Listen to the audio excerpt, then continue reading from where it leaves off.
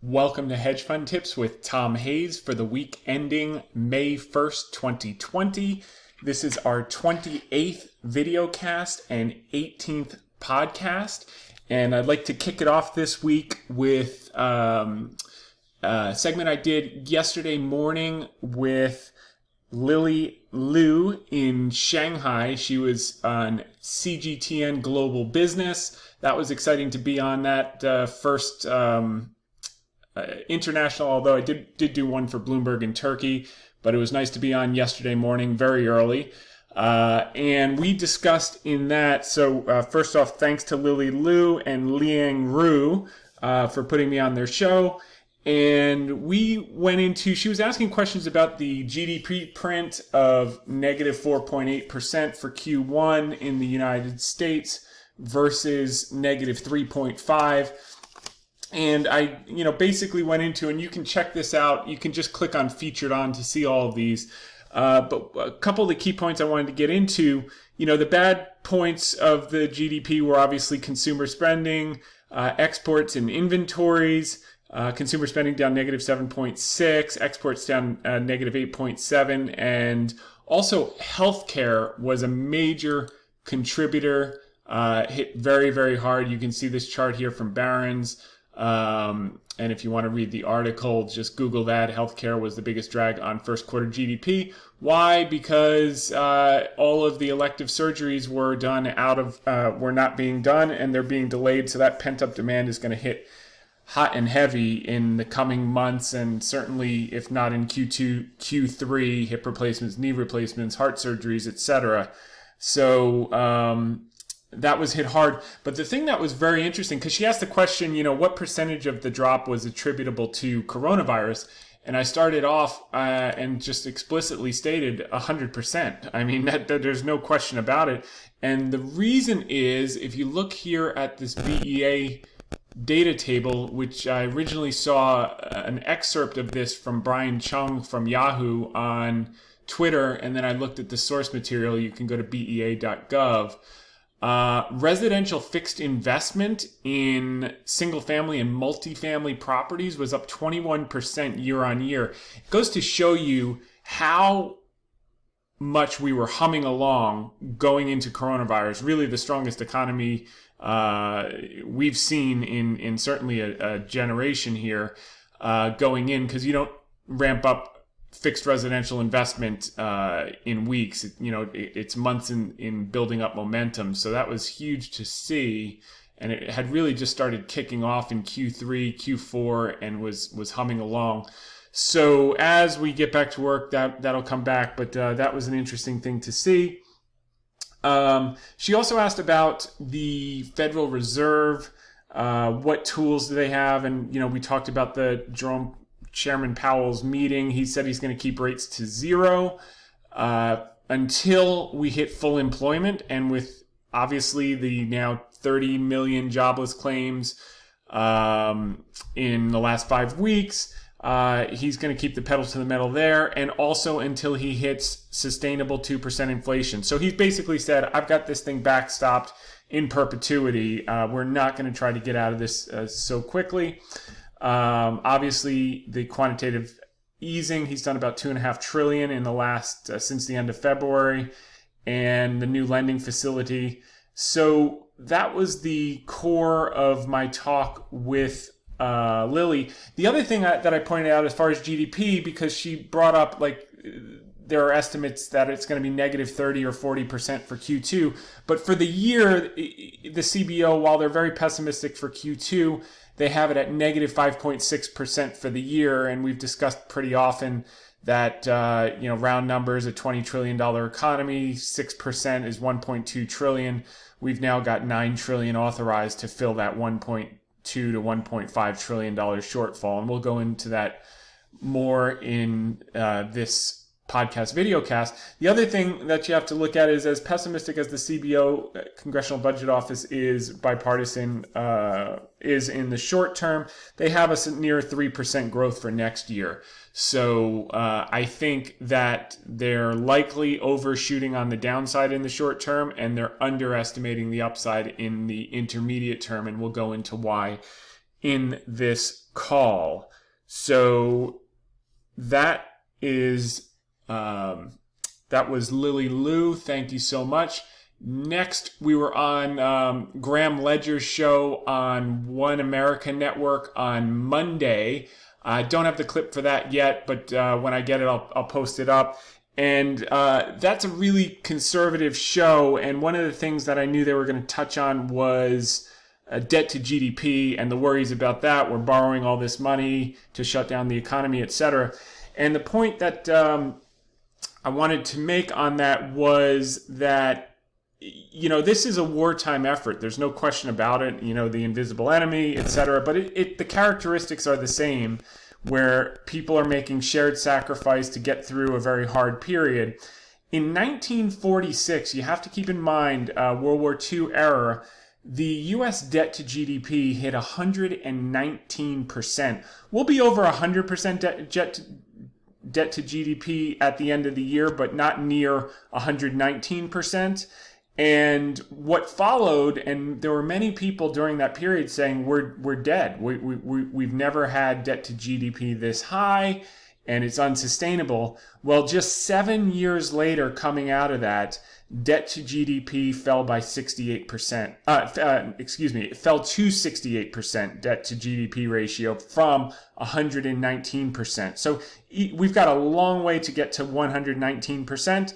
But even if we did, the growth you can see coming out of this as we get through the virus with all that pent-up stimulus, that fiscal stimulus, the monetary stimulus, and we'll break that down in this call, we could see growth rates 3, 4, 5%. And you're saying, how is that possible? Well, the most important thing, which I've discussed in previous podcast, VideoCast, is just what's driven booms historically over the last 100 years is population. So you had the Roaring 20s because you had a generation that was doing housing formation, moving out to the suburbs, etc. That was also from 1982 to 2000 was the baby boomers, having kids, moving out to the suburbs, starting families.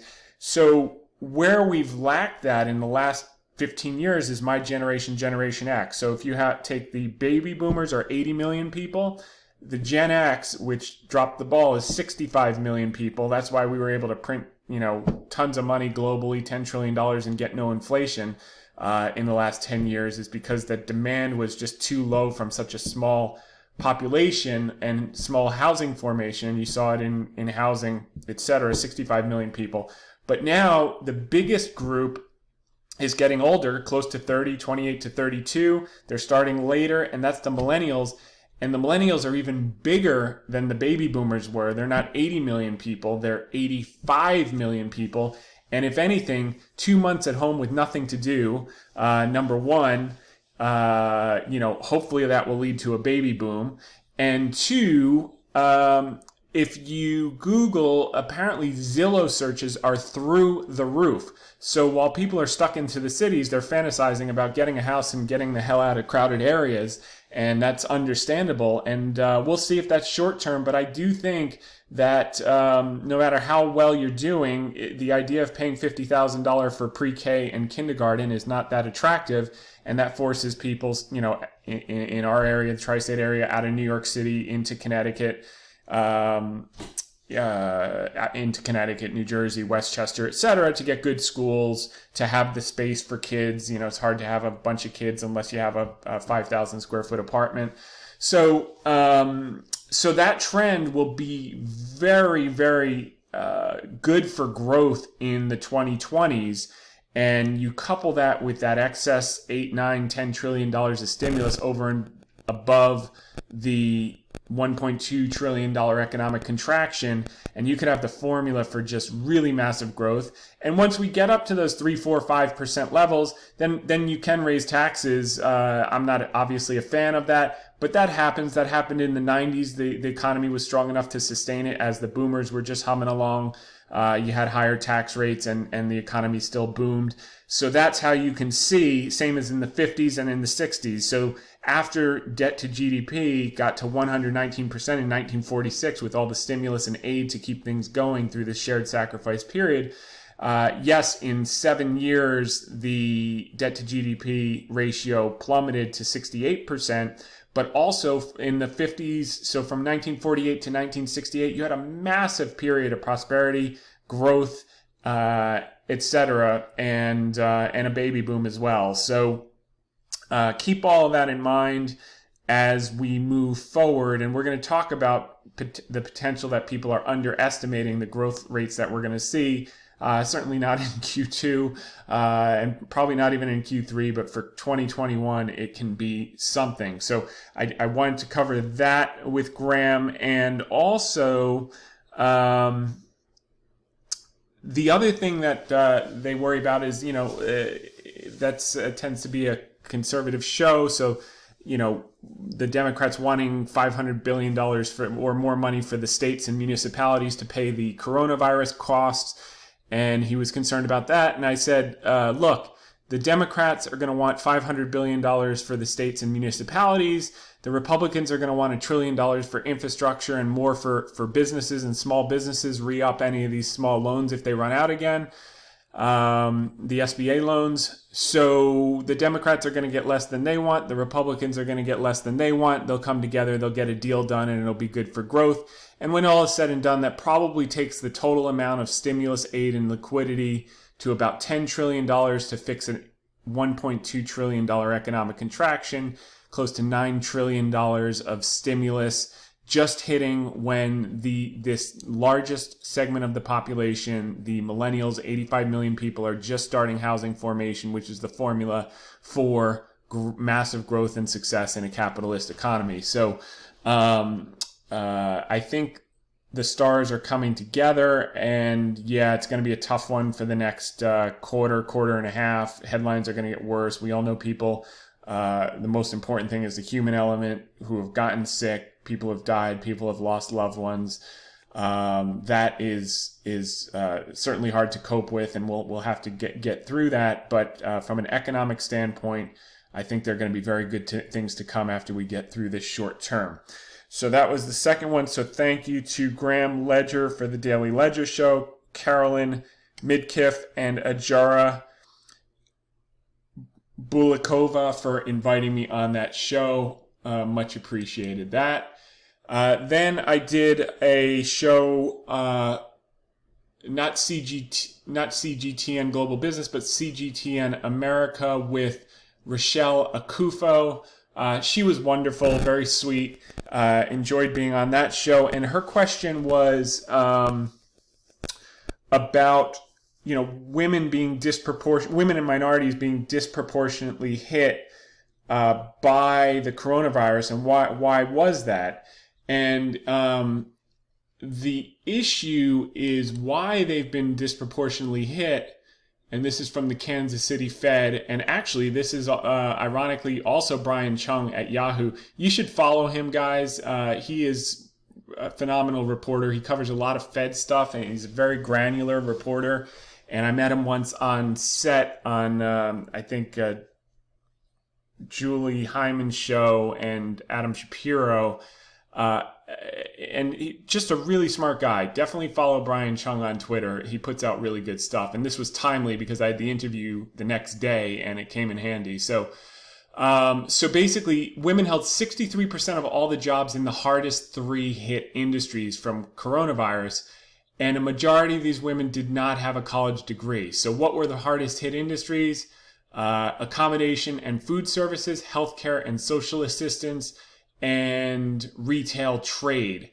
So I don't think that, the reason they're the hardest hit is because of, they get laid off for some unfair reason. I think they're the hardest hit because they were in those specific industries that got hit excessively hard. Like, for instance, if you're a plastic surgeon the last 3 months, you got smashed. That's the bad news. The good news is you probably have a lot more reserves than someone, that's working in food services, who's working in, as a nursing assistant that's not dealing with COVID, or if you're a heart surgeon, etc. So, or in retail trade. Although Walmart is just booming, they've hired 200,000 people. I think Julia LaRoche put that out on Yahoo. Also a good follow on Twitter. So, so that was really the crux of my interview with Rochelle. She'd also asked about, why were some of the, why are gig workers getting delayed checks? And the reason is, first and foremost, you have 30 million people hitting a system that was unprepared for it. Many of them had understaffed situations prior to coronavirus. It came on all at once. They passed a bill within a week. They got the money to the states within a week. But the states have never paid money to people who don't have W-2s.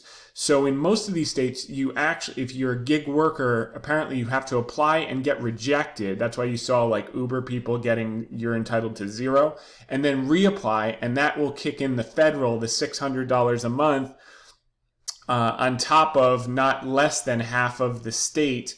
So in more than 50% of states, between the federal aid that goes all the way, I think, through the end of July, and the state, in more than half the states in the United States, people are actually making more money than they were when they were working, and which is a good thing for people that have no ability to work. It may be a little bit messy for those places that can slowly go back to work.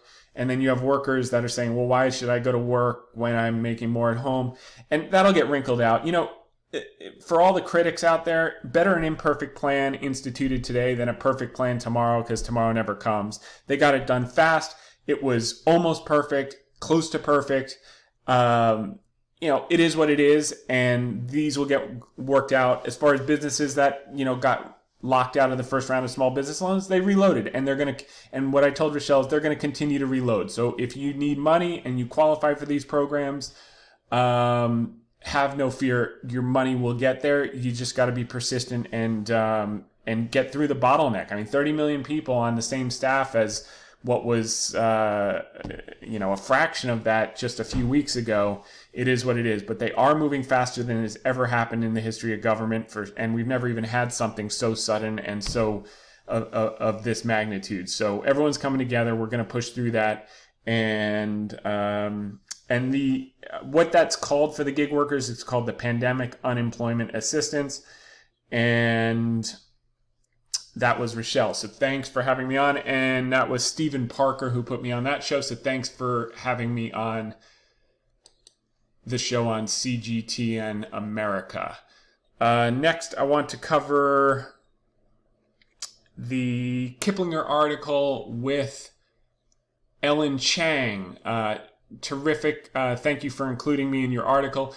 And the thesis of her article was sell in May and go away. Okay, there's a long-standing data set that says if you own stocks from the end of October till the end of April, you dramatically outperform versus the period from May 1st through the end of October. Most of the gains happen from late October to late April throughout the last 100 years, and that's certainly true. The thesis here was a lot of things are different this year. Obviously, the normal rules don't apply because long-term data sets are just averages. We had an enormous crash prior to this, which would usually preclude that. But more than that, I was talking to her about the rotation. So the quote itself, and you can find this under the featured on again, but was the financial sector could be a good play, says Thomas Hayes. The last time banks were this underweight was July 2016, which those of you who have been following us, we have been presenting that the last couple weeks from the Bank of America Global Fund Manager Survey data. The last time they were this underweight banks and financials was July 2016, and their stocks proceeded to nearly double over the next 18 months. That's not to say this phenomenon will repeat, but it is to say that when one side of the boat is so overcrowded and certain, there can be rewards for taking the other side of the trade. We like and own banks here. So That was somewhat prescient in the sense that we had through yesterday a 21% rally in the KBE index in the last 7 days since we made a strong case for it last week. Gave some back today, but it's a longer term thing, obviously 18 months, not 18 minutes. So thank you to Ellen Chang. And you should click here to read her full article at Kiplinger and check her out on Twitter. When you get to the article, you can click there, see her feed, and follow her on Twitter. Next was quoted in Reuters. This was actually going into the day before yesterday, and we've talked about it the last few weeks. So I said they were wondering why the market was down. I said as we go into earnings, people are getting nervous about all the concentration in the 5 key technology stocks, and they're probably taking a bit off the table. We've talked about this potential rotation.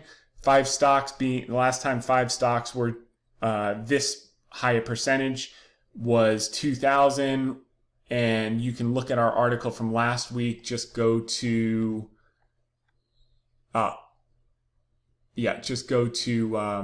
sentiment category here on hedgefundtips.com or the commentary category, and you can look that up.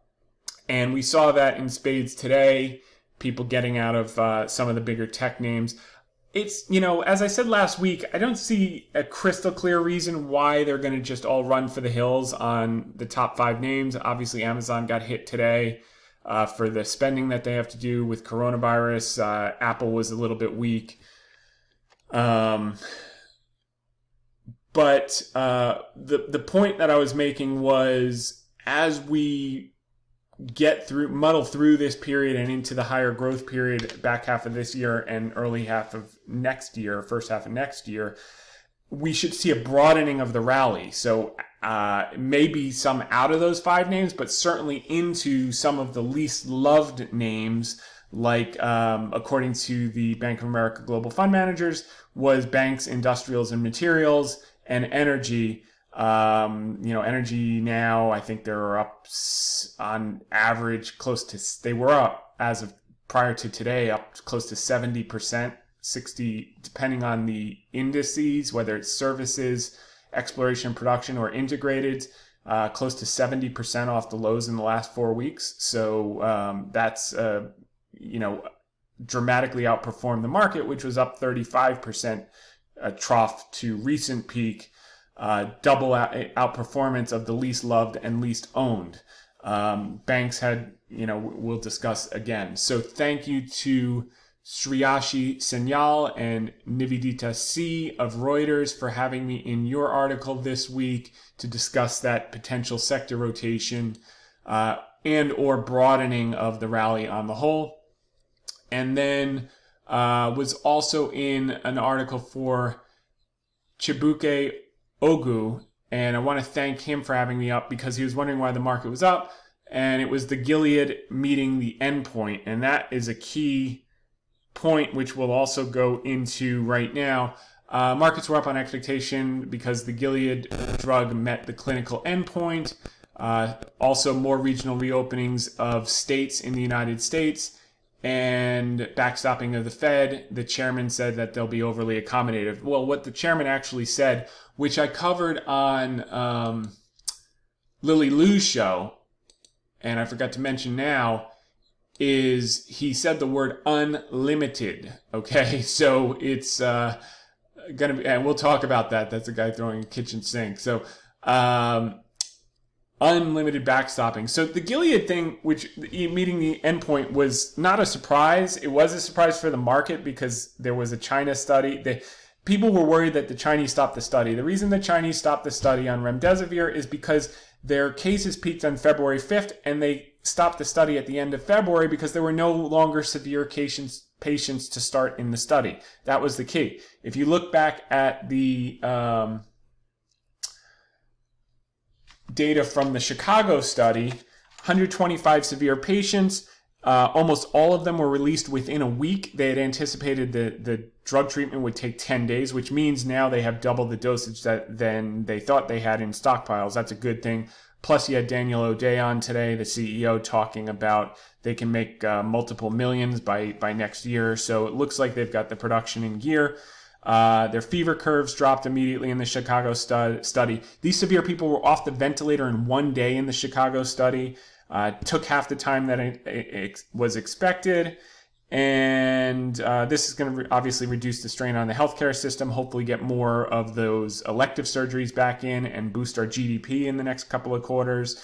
And looks like they're fast-tracking the FDA now that they met that endpoint. I think they got, just at the close today, emergency approval for use for COVID-19 for remdesivir for Gilead. So that's all good stuff. So we have that going. Next thing I wanted to cover, the other point that I made with Lily Liu on her show, the CGTN Global Business, that I didn't touch on, and we've touched on in a few weeks, but I want to reemphasize the point as we're slowly and regionally reopening as they did in China. February 5th was their peak cases. Our peak cases were about a week and a half ago in the United States. And what they were able to do from their trough in February, economically speaking, through early April, they doubled their airline seats in the air from 4 million to 8 million, obviously still down from 14.7, but they're probably up. My guess is they're over 10 million in April. We'll see those numbers hopefully soon if they're not out already. I haven't heard them. These are third-party data, so it's more objective. The TomTom rush hour traffic is back to pre-pandemic levels in all cities. Their employment, according to Bloomberg, is now about 90 to 95% of pre-pandemic employment. Their production capacity is back up. And also oil demand, okay? In February, it was below 10 million barrels a day. It's already in April over 12 million barrels a day, and that their peak was 13.7. So when you see that type of action, they're getting back. Their manufacturing is at 100% of what it was. The consumer's been a little slower to come back, but you did see February to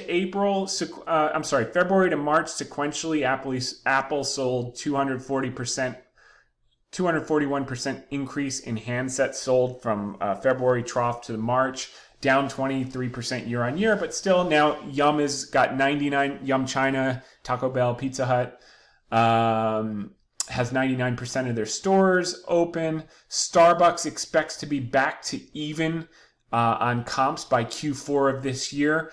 They were at negative 90% during the trough. They had to shut down all the stores. By the end of March, they were at they had a week of negative 42%. I think they'll be like negative 25% in the next few months, and then, hopefully to even by Q4. That is rocket speed considering what just happened. So, very exciting to see that. The other thing is all the coal plants are burning at max levels, pre-pandemic levels. Their PMIs have been relatively strong recently. We got one yesterday was pretty good, and we got one last month that was pretty good. So these are the type of things that we have to look forward to as well. So let's keep going here. On to the next. So our primary article, make sure I got everything here. I've just got a lot. Okay, good. We hit the Gilead. So this was our article from Thursday, the high hope stock market and sentiment results. So this is Zeus throwing kitchen sinks from heaven. And that is really the equivalent of our government policymakers. And I'm not saying that in a derogatory way. There is no alternative. And, we're all purists until there are emergencies. And then we all get flexible and know that things have to be done. For those folks who say everything should go bankrupt, that's fine, except it just takes 4 to 5 years and you lose a generation of productivity. And, it's better to expand a little bit like we did in World War II, add a little debt short term, and then come out of it with massive growth than just have so much pain and carnage, albeit it would be a shorter time frame. I know that argument as well.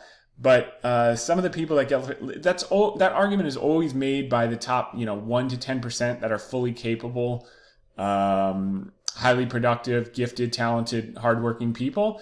But some people, so you just have to have a little compassion and understanding that, we have the capacity to do these things, to cushion the blow and to resume growth quickly. We should do it. And we know it's worked historically, and we know it's going to work now. So all the kitchen sinks in the world. So the dichotomy is, the song that we chose this week was High Hopes by Panic at the Disco is the name of the band. And the hopes are rooted in three factors, which we're going to discuss: stimulus, aid, and liquidity, the treatment, which we got with remdesivir, and demand is reopening the country, which we're starting to do in some places faster than others. The lyrics had to have high hopes for a living, shooting for the stars when I couldn't make a killing, didn't have a dime, but I always had a vision, always had high hopes.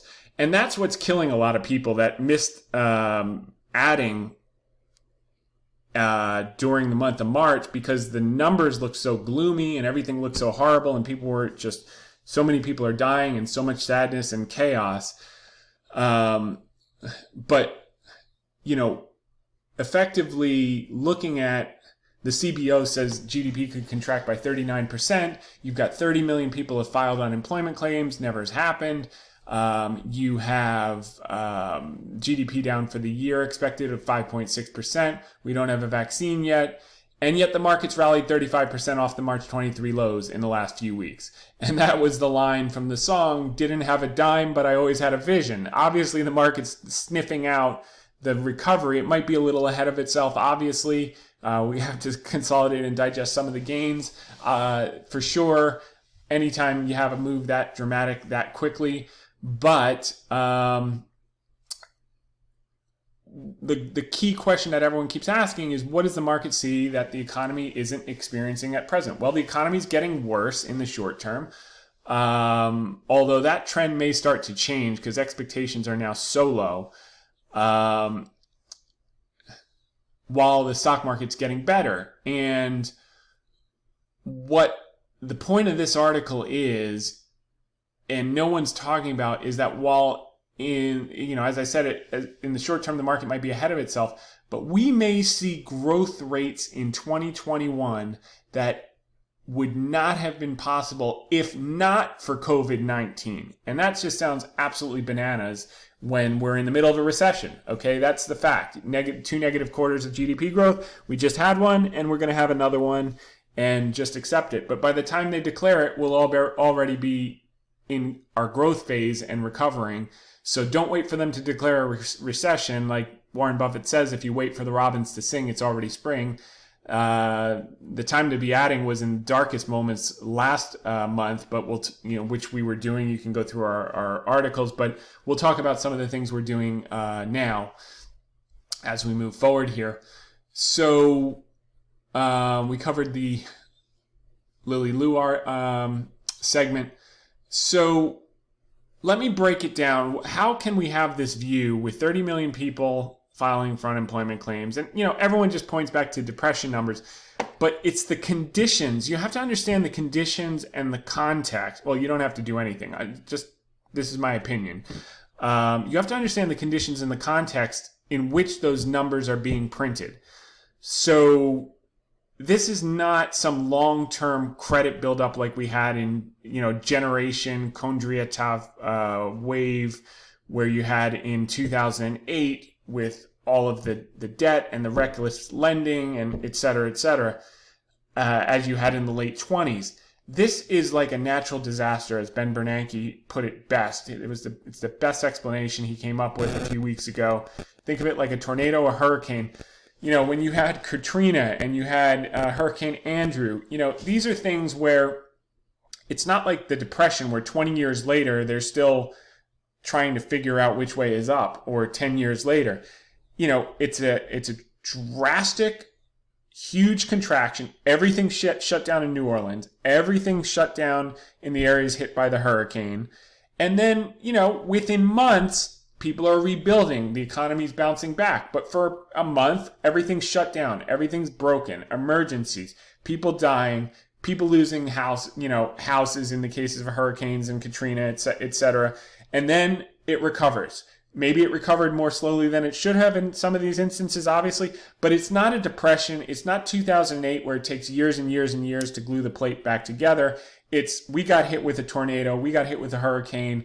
Okay, it's past. We hit peak cases 2 weeks ago. Let's slowly start to reopen, slowly start to rebuild, slowly start to do this. It was an exogenous, acute event, not a prolonged buildup and a prolonged contraction. And that's how we have to think about this. And there are businesses that won't reopen, unfortunately. I mean, that's hard, and people are saying that, and they are correct. But I do think a lot of this is going to reopen more than people anticipate, and the government is really set to make people whole, and that's on balance. So anecdotally, some people may get hurt and not recover immediately, or they might have to shift into a new business or a new industry or whatever, or they're waiting for their funding, etc. But on balance, as an economy and as a community, it's going to get better, I think, and growth is going to resume certainly towards Q4 and first half of next year. So we've already discussed the pothole of 1.2, but let's talk about the excess asphalt on a granular basis so we just understand it, because I just think this is, a lot of people are struggling with this idea. When you see 30 million people file for unemployment, all these businesses hurt, all these people dying, it just strikes them that the only numbers they can compare it to in their mind are 2008, 73, 74, Great Depression, etc. And again, those were protracted periods. This is going to be an acute period. That's number one. Number two, the other difference is, in the case of 2008 and in the case of the Great Depression, they waited for things to break before they went aggressive. Never before in the history of the developed world has a government so proactively and so aggressively come to put the trampoline down, so as the plate fell off the table, there was a cushion to blow, versus 2008 and the Great Depression, where they waited for the plate to crash, and then they spent years and basically, in the case of the Depression, a generation gluing the pieces back together, versus now getting that trampoline out, let the plate bounce off versus break, put the plate back on the table and move on with things like you do in a natural disaster. So want to overemphasize that.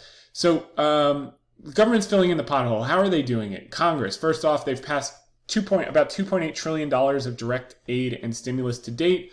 Where did that money go? We covered that 2 weeks ago. 603 went directly to individuals. People forget, you got a stimulus check. Many families that are the most vulnerable, 2 kids, 2 adults, $3,400, which was, that's in addition to whether they're getting paid or getting unemployment on top of it. And in most states, they're making more with the additional $600 a week from the federal government on top of their state unemployment. Large corporations got $500 billion. Small businesses got $377 billion. That's since been reloaded. We're going to cover. State and local governments already got $339 billion, and public services got $179 billion. Then they re-upped it, did another $483, reloaded the PPP program. By the way, the PPP, for those who don't understand, I know a lot of big public companies got slack for taking that money, and the reason they got slack is because they didn't allocate enough money for the program. And some of them could they could tap the capital markets on their own, which they should have, so they returned the money, etc., which is fine. But the PPP loans, just to keep it in mind before you really cast material judgment, if it's 250% of payroll, utilities, etc., to keep people employed, to the extent that you take the money and you lay people off, it becomes a loan that you have to pay back. The only way that's a gimme is if you keep everyone on payroll, whether they're working or producing for you or not.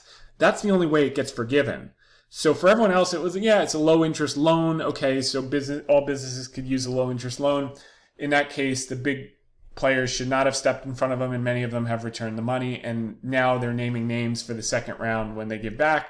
So if you're a small business and you got cut out of the first round, you'll likely get this round. Most people are saying go to a regional bank versus the big banks. They're getting approved faster for some reason, or they're more adept at navigating the SBA process. I guess they have more experience with smaller businesses. Hospitals got $75 billion. Testing got $25 billion. which is a good thing. That's a huge part of the reopening process. And 52 in miscellaneous. Now, the Federal Reserve runs a kitchen sink factory. So we had the cartoon above. And what are they doing? So we got 2.8 trillion. Remember, the CBO, who's the most negative and conservative group, understandably, because they have to budget, Congressional Budget Office, nonpartisan, negative 5.6 on a 20 trillion economy. That's a $1.2 trillion contraction in activity. We just went through 2.8 trillion. So we're already overfunded there. We filled the $1.2 trillion hole, and we got another, trillion and a half of excess stimulus that's going to be in the system. You'll only feel the effect of that as people start to go back to work and you get demand. It's like I covered in recent weeks. It's like being in a race car at the starting line. It's yellow, but it's not yet green. And the government has this put nitrous oxide in your tank. So you're not only driving a fast car, it's idled at present. We know the U.S. economy is a fast car relative to much of the rest of the world, but it's at idled. As we get out of the starting gate, it's going to be very slow. We're just running on like 89 octane when we should be running at 93. So we're going to be slow out of the gate. But there's this tank, this excess beyond the 1.2 trillion in stimulus, liquidity, and aid, which is going to amount to, and we'll walk through it, another $9 trillion when all is said and done. 8.8 trillion. I think we're going to top out at about 10 trillion on everything. And that's going to be your nitrous button. Nitrous oxide makes the car just go like a rocket. Once you press the button and that special fuel hits the tank, you just like double your speed. And I think we're going to see that around Q4, Q1, first half of 2021. The nitrous is all the money beyond the hole, the $1.2 trillion hole. And let's go through it. So first, the kitchen sink one, they slash rates down to zero quickly. And he said this week he's going to keep them there in perpetuity until we hit 2% inflation, which is a long way off, and back to full employment. We just had 30 million jobless claims. So he's basically saying for a year and a half plus or two, we're going to be at low rates, which will be good because we have the demography to drive growth, which we covered with the millennials. Number two, quantitative easing. They've done $2.5 trillion in the last month and a half. Why is that good? Because you've got now 2.5 trillion of liquidity they're buying. They're backstopping, the biggest growth in that asset purchase was in mortgage-backed securities. That's going to keep rates low, and it's forces money out on the risk curve and makes money more available for small businesses, makes money available for consumers, makes money available in the real estate market. Otherwise, you wouldn't be able to get a mortgage. So what's the good of, 0 to 25 bips for, fixed residential investment, etc., if you can't get the money? They're basically pushing the money into banks to get it pushed out to us, to give them cash, to lend out, to make money. So now you're at, over 5 trillion with that. Next, they did the discount window. I'm not going to go into this, but they pushed banks to lend and use their capital and liquidity buffers. You can read about that. They did a commercial paper funding facility to keep short-term credit flowing. That's $100 billion. Primary dealer credit facility. That's for people in the treasury market to keep that flowing, keep rates down. Money market liquidity, so you don't have to worry about breaking the buck, as was the case in the 2008 crisis. And remember, we were all worried about TED spreads and all that, looking at the short-term funding rates, overnight funding rates. Well, they've handled that. As a matter of fact, this morning, the repo market had zero bids. So if you remember, for the last few months, it's been huge amounts, 80 billion, 100 billion a morning. And now that demand has come down. So there's a calm coming into credit markets from all the actions they've taken. The TALF program, for those of you who are around in the 2008-2009, this is $100 billion to facilitate the flow of credit in. They're going to be buying asset-backed securities, consumer receive credit cards, consumer loans, etc., car loans, that type of thing, credit card. So that's going to keep money flowing to consumers, which is, over 2/3 of the economy. The Foreign International Monetary Repo Facility, you can read about that.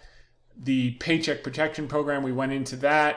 Basically, you keep people on, you get the loan is forgiven. You don't keep people on. It's a low interest loan to keep businesses through the tough period.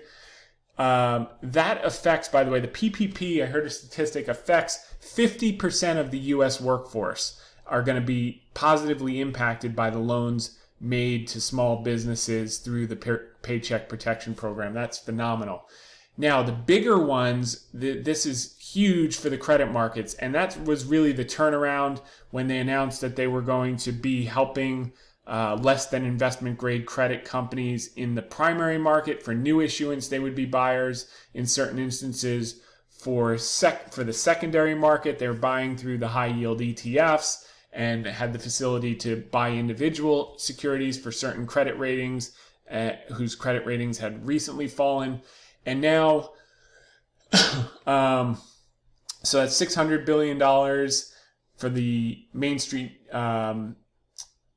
These are in addition to the primary and the secondary for the high yield market. And then you've got the Main Street Loan Facility and the Expanded Loan Facility, which we're going to get into right now, and the Municipal Liquidity Facility for states and municipalities, $500 billion there, which they're going to want to have more. Again, hat tip to Brian Chung. Click here for his article because he goes through each of these different programs that they've put into place in record time, literally in the last 4 to 8 weeks, to pull us off the brink of the cliff. And they're working in a major way. And as you get off that adrenaline rush, which we're now starting to thaw, that money is going to create some serious velocity toward the back half of this year. So check out Brian Chung's thing, because Brian goes into not just what they are and how they affect business, but how it actually impacts Main Street. So definitely check out that article. Okay, so let's talk about the new Main Street lending program options, which came yesterday, April 30th. For new loans, the maximum loan size was $25 million. It's LIBOR plus 3%. So this is really low cost capital. And we'll go to the term sheets, but these are 4-year loans. Then you have the priority loans, which goes up to, again, to $25 million or 6 times. So the maximum loan size for the new loan program is 4 times adjusted EBITDA of 2019. The priority loans is maximum of 6 times adjusted EBITDA or less than $25 million. And then there's these expanded loans, which are going to help some public companies, and they won't get the scarlet letter that many companies got going for the small PPP loans. These are designed for these type of businesses, less than 15,000 employees. I think it's less than $5 billion in revenue. It was $2.5 billion. Now it's $5 billion. But up to $200 million at low cost, LIBOR plus 3%, even if you're below investment grade. This is going to help a lot of businesses. And if you're a mid-sized public company that's thinking about this and you have your investment banking relationship with one of the, JP Morgan, Wells Fargo, Citi, you're probably better off going to your largest local regional bank. If you're in the South, SunTrust, Fifth Third, that type of thing. And you probably get these done more quickly.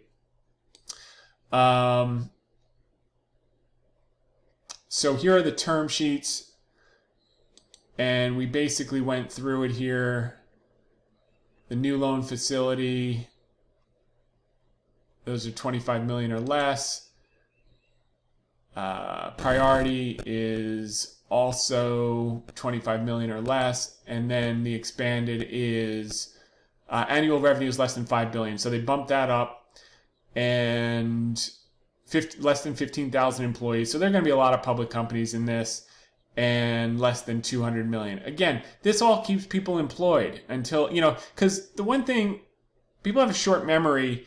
In January, employers were fighting for people. So if they can hold on to people for 2 months while the country, another 2-3 months while the country reopens, and not have to fire people and then scramble to hire talent again like they were trying to do in January, this is going to help facilitate that. And that's how it gets to Main Street. So let's wind up the article.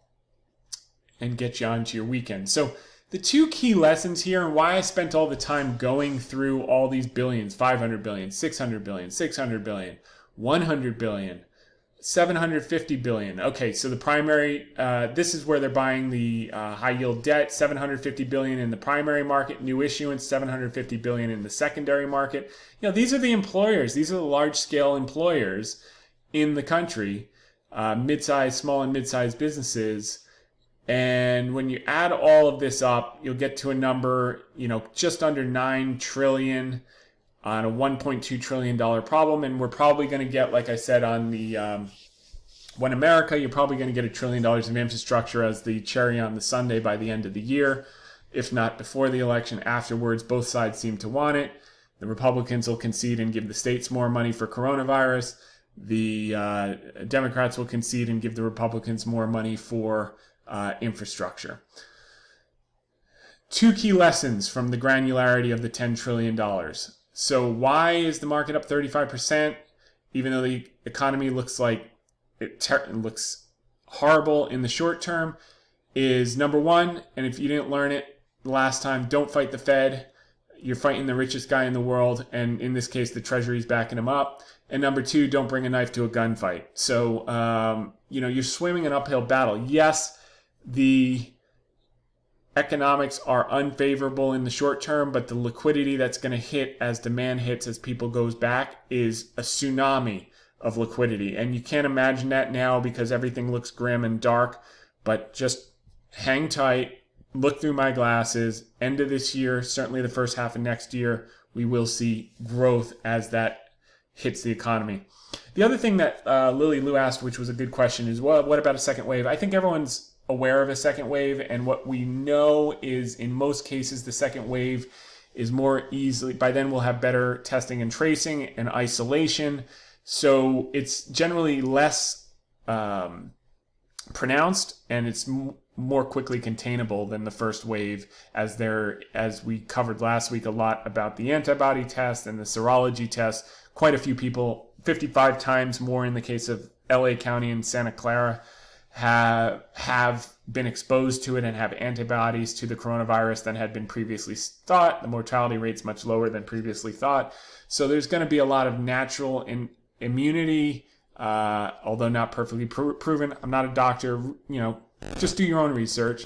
But that's generally the case. The second wave will not be the same magnitude, and we're better experienced to handle it, isolate it, and treat it. Next, we covered that. Okay, the short-term view, bullish percent actually moved up a little bit, which is interesting. It hit an extreme last week. The bullish percent got down to 24.86 in the AAII, American Association of Individual Investor Sentiment Survey. The bearishness was at an extreme at 50%. It dropped down to 44, but these are only barely thawing. These are not excessively bullish readings. And this is after a 35% rally in a few weeks. I mean, it was it's just ripped. So in the last 6 weeks, and people are still in their bunkers, which is generally positive. We do have a lot to digest. We've moved a lot in a short period of time, but the fact that people are still so fearful, even after such a move, tells you that the pain trade is probably still up a little bit. Many people talk about the fib ratios. It hit the 61.8, and now we're bouncing off that with all the algos. Okay, that's fine. I think we just have to digest it. I mean, we're not going to go up every day, forever. We've got a lot to deal with economically in the short term. We know that. And that's that. So, and then the other thing everyone's looking at is the 200-day, which I think is a bit over 3. I don't have it in front of me. I'll pull it up. But it's like 3 on the S&P. It's, I'll pull it up in a second. It's, I think it's 3,009 on the S&P. These are all arbitrary things. They only work exceptionally well in retrospect. I've never had someone say to me, oh, we are going to stop at the 200-day moving average before it happened. They'll look back at a chart and say, see, of course it stopped at the 200-day moving average. I mean, they're just silly guidelines. You keep an eye on them because the 200 moving average right now is 3,005, so another 170 points. I don't know if we get there. It seems like we turned over a little bit here to consolidate at the Fibonacci 61.8% level. But again, guys, this is short-term voting stuff. Who cares? What we're talking about is long-term weighing machine, if you read Ben Graham's book, which we talked about last week. So, the intelligent investor. So, next is the fear and greed index. Again, after a 35% rally, it's only neutral. I mean, in most cases, you'd be at extreme greed and you'd be having to lighten up dramatically. Here, we're barely halfway there. It's probably up a bit more now, but this was Thursday morning. Although maybe not after today. It's probably back down. National Association of Active Investment Managers. We've been saying for weeks it was pinned down here at 10 to 20, even after the market was rallying, that managers were going to have to start to chase. Well, finally, after a 35% rally, we got this level up to 45%. But as you can see, there's a lot of room here until they get over-invested on the equity side, and they will have to chase. We might be consolidating here. You might have a little bit of this action at the bottom where it goes back down before they really get exposure. But they were underweight. They missed 35%. Now they got to get some exposure, if not here, when we get back down. But on balance, that's a constructive thing. Okay, so our message for the week. Last week, we made a really strong case for a rotation out of the highly concentrated stocks, or a broadening into some of the under-owned. So banks are the most under-owned since July 2016, as we covered in Ellen's article. They nearly doubled the next 18 months. It doesn't mean that repeats, but it does mean that when something is so skewed and so many people are on one side of the boat, you get paid to take the other side. And here's what happened up until yesterday when the article was written. Today we gave back a little bit, but 21.8% move in the KBE bank index in the last 7 days since that article. So maybe we'll get back a quarter or half of it, consolidate, and then move back up again. But that was nice to see the broadening of that. We talked about energies was up close to 70% off the lows. We probably gave back 5% today. And then we're going to talk also about industrials and materials, were the other two under-owned. In particular, there was one story out on industrials on Boeing today. We want to talk about that. The other thing that ripped in the last 2 weeks, which we've seen, which is again a sign of broadening, small caps were dramatically outperforming, banks were dramatically outperforming, and home builders are dramatically outperforming, maybe starting to discount what I was talking about with people now moving out, housing formation, what's going to drive growth in the 2020s and probably early 2030s. So keep an eye on those underweight as we get through this consolidation period. What emerges as new leadership? Will that rotation continue into banks, small caps, home builders, etc., or will it just revert right back to the top five that are 22% of the weight? FANG plus Microsoft, etc. Okay. Here we talked about, obviously we're not buying a ton of equities up. We're certainly not buying them wholesale and haven't been buying them wholesale since the beginning of April. We've been buying them on a discrete basis, and we bought some 2 positions today, but they're ones that haven't participated yet, that haven't participated in the same way, and they're getting ready to be rotated into. But the buying time was in March. If you go through our notes and videos then, we were pounding the table on buying high quality. That was down 50%, plus, etc. So what we've been focused on since April, if we haven't been focused on equities, we've been focused on discrete opportunities and selected securities and high yield, which we started right around the time that the Fed announced that they were going to be in the high yield market, and that's helped quite a bit. But there's still another number of names that are down 40 to 60%, 30, 40, 60, 50% from par, because of coronavirus in the last 8 weeks. We believe a number of these are going to make it back to par, and you're getting paid 15 to 25 to 30% to wait. plus you'll make a double on your money, etc. So we're focused on some of that. In the meantime, same plan. We do nothing on green days in the market. We only buy on red days when people are selling stuff. We are there to buy it from them. Okay, we're done with this. Last few things. We've been noticing a lot of insider buying and unusual option volume in those out of favor, under-owned sectors that we've been talking about that money's starting to rotate into, like Wells Fargo. Here's a small bank, Webster Bank. Again, this is the one you would definitely find in the KBE index. Okay. Next, last few things, and then we're done for today. The rig count was down to, and we've covered enough about energy in previous weeks, maybe we'll do a new one next week or the week after, but the rig count as of today fell to 325. To put that in perspective, okay, so they've lost 482 rigs in the last year. It's like, wow, they're down over 50%.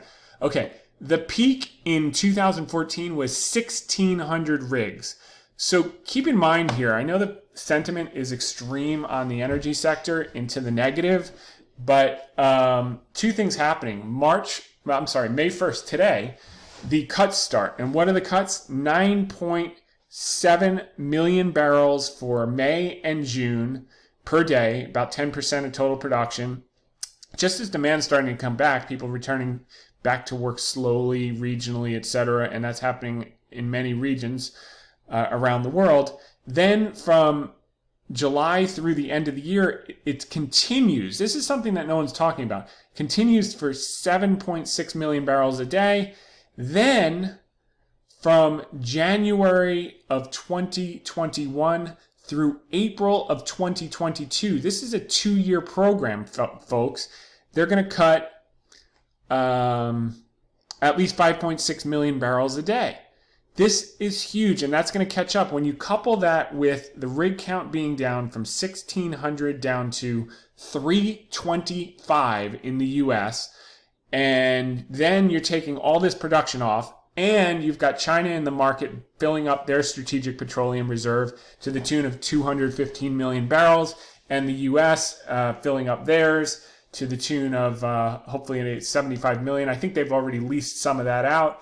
Now, there was an article in the Financial Times today, people trying to fill salt caves to take advantage as the demand comes back. So things pointing in a positive direction. Again, that's a 3 to 5 year view. It's not a 3 to 5 minute view. So, if you don't have a stomach for volatility, you shouldn't be in that. But that's how huge money has historically been made, is taking out of favor stuff for the long view until it cycles back in. Anyway, okay, so that's it on oil. And then lastly, today, Boeing, one of the out of favors, banks, industrials, materials. This is a big, major industrial, huge, big option volume in January 2022 on Boeing. And they did a $25 billion bond offering last night.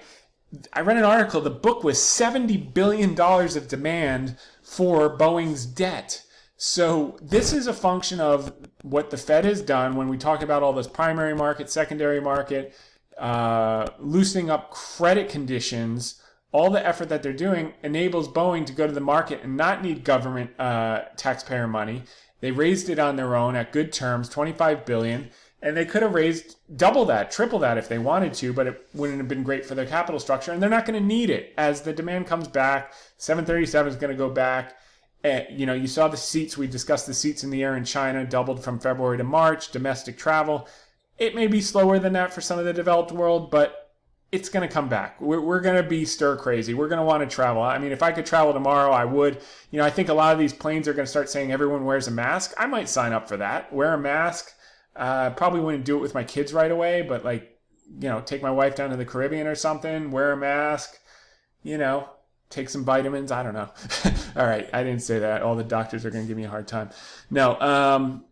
But I think people are going to want to go places once it's explicitly safe and it's explicitly allowed. And last thing is S&P earnings, and then we're going to be done for the day. So estimates came down a little bit. So this year's obviously we're going to take a hit. in the mid-teens. And then next year is still projected to be greater than last year, which is a good thing because we peaked last year at about 3,400 on the S&P. We have lower interest rates now, and we're probably going to start to have a higher GDP growth rate starting next year, at least 2.8. I think it's going to be higher with all the stimulus. So you could start to see a scenario a year and a half, 2 years out where we're making new highs and really, really blowing past things on the general indices. I think you'll see massive moves in sector rotation. Before then, you're going to see some out of favor stuff just rip. But that's where it is. And this is a really high, probably the most acute pessimism, because all the data as far as coronavirus, as far as the economy, is at its height. So these numbers are really in a pessimistic environment. I think as it becomes clear what's going to happen, some of these can possibly go up as we look further out. In the short term, they may even come down, but that's that. So look, I hope that was helpful. We covered a tremendous amount because a tremendous amount of things are going on. New things every day, new drugs, new programs, new stimulus, just to get through this. And we're going to have some beautiful weather this weekend. Get out with your family and friends. Social distance, obviously, super social distance, wear a mask. Do what you have to do, but try to get some sunlight. And we'll be back here next week, same time, same place. Thanks for listening in. Have a good one.